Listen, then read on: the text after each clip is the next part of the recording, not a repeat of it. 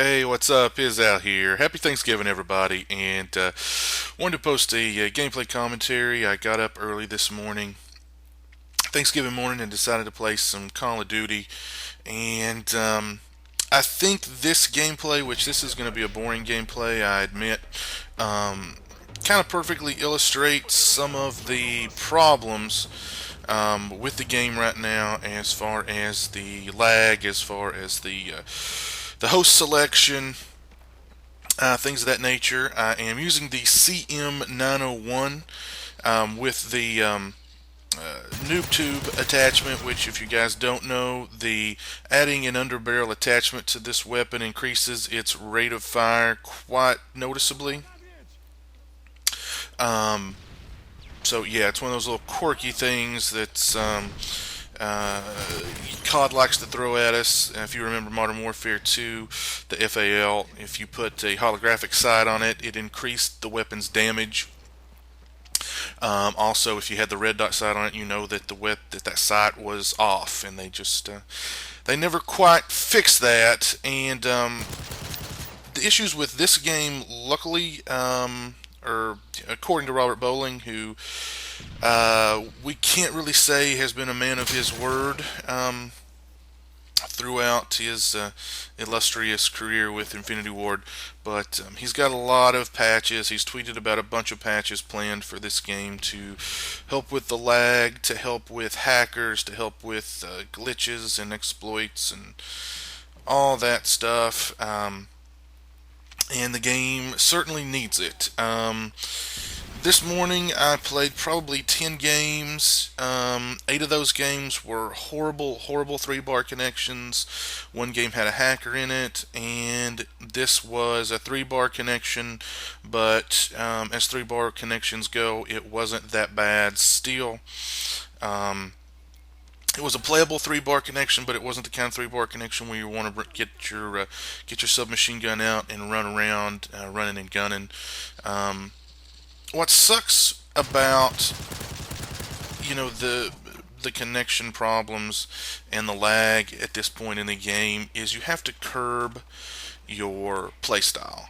And typically, I mean, 9 times out of 10, depending on the map, depending on my mood, I like to strap on a submachine gun and run and gun. I like to flank. I like to, you know, rush spawns. I like to run in behind people and just mow them down with a submachine gun. I just find that fun. I find that amusing. When you have a bad connection like this, you have to be a little more cautious, a little more quote unquote tactical. Not necessarily campy, just cautious. And that's what I was doing this game with the CM901 with the increased rate of fire thanks to the noob tube. And the weapon already is pretty beastly. It's got a great damage output. The only downside to it is it does have a slow rate of fire, and with this game in particular, I think more so than any other COD game that I've played, rate of fire is something that is very, very important. With the lag issues, I mean, it typically comes down to who's got the faster, not necessarily who sees who first, who fires at who first. It's, who's got the fastest firing weapon and the twitchiest reflexes. So, yeah, I'm really hoping that these patches will improve the lag. I mean, even with the 4-bar connection, I was playing on some 4-bar connections last night. The game would start off really good, but as it progressed, it would just get slower and laggier, and it's like watching a movie with frames taken out, like every third frame's taken out or something. Like you'll be in the middle of a sprint and then just stop, like you've ran into a wall, but there's no wall there. And the kill cams, like you run around a corner and it's just like boom boom and you're done, but on their kill cam, you've ran around the corner. They're putting 100 rounds into your back. So it's just really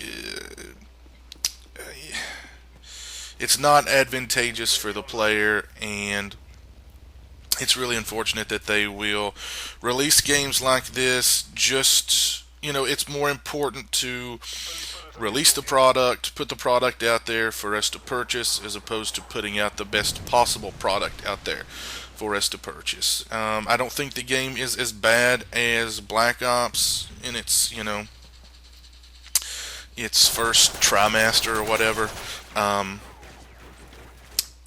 Black Ops was just released so insanely broken, and was broken like almost unplayable for its first week. This game's not that bad, but still, I mean, this game's so much fun. I think it's got so much potential to be a really good, fun game. But it still needs some work. It's been the bun wasn't in the oven quite long enough, and they kind of need to put it back in for a little while longer, I think. And here I'm playing some sound horror. Back and forth with this fella. And these FMG9s are just so sick on this game. I mean, these FMG9s are so good. These are the G18s of Modern Warfare 3. Funny enough, the G18s of Modern Warfare 3 are kind of sucky, I think. But these FMG9s, I can't tell you like how many double and triple sprays I've gotten with these. Just like running into a room, or a spot on the map where 2 3 people are camping against a head glitching, and just mowing them down with absolute ease. I mean, these things are just absolutely beastly. People are calling them overpowered. They are, but they're just so much fun to use at this point. um, so yeah, the FMG, just one FMG9 is pretty beastly. Running and hip firing with it, yeah, it's a beast. But you put two of them together, and you've got, you're going to be raping face. But yeah, this is I'm being very cautious here. I'm being very, and you don't see one of those very often. Um, the noob tube one shot in this game, and right there the host rage quitted, and did a host migration. This new host wasn't a whole lot improved. Wasn't much of an improvement over the original host, but yeah. Modern Warfare 3, really good game. I think I'm really enjoying playing it when you can play it at its full potential, which unfortunately, isn't all the time. Definitely isn't all the time. I've been in so many games where, it's like the first 5 minutes, the connection is awesome. The last 5 minutes of the game, you're running through molasses. You're, 2 seconds behind everybody else, and it's just an absolute pain in the ass. But did pretty well this game despite the lag. A lot of people were, some people were trying to run and gun in this game, I think, and that didn't work out too well for them. Even the people who were laying back, I don't know if they had a worse 3-bar connection than I did. Which if they did, I feel sorry for them. I'm sorry. But just the way the cookie crumbles, there's no feeling sorry. There's no crying in COD. Actually, there is. There is a little bit of crying in COD. Well, there's a whole lot of crying in COD. A whole lot of bitching and moaning, and I'm guilty for some of that because, like I said, I love this game. I love this series. I just wish they would release a game for us that's actually playable. In its first week, that doesn't have all these myriad of problems. And they said, before the game came out, that they had this big team of game testers come in and test the game to iron out all the bugs and glitches and the blah blah blah. Well, they clearly didn't do a very good job. If they would beta test the game, put it out there for a week, and let a limited, number of people play it, and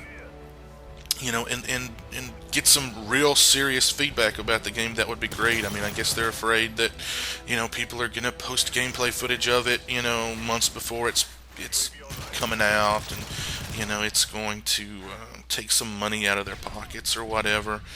But eventually, I think if they keep releasing these games the way they are, and as with Modern Warfare 3 having really lackluster, support to it, they're going to lose. They're kind of going to lose an audience because I don't think it's going to take much. I mean, Call of Duty has a recipe, a proven, um, recipe for success that FPS players clearly love.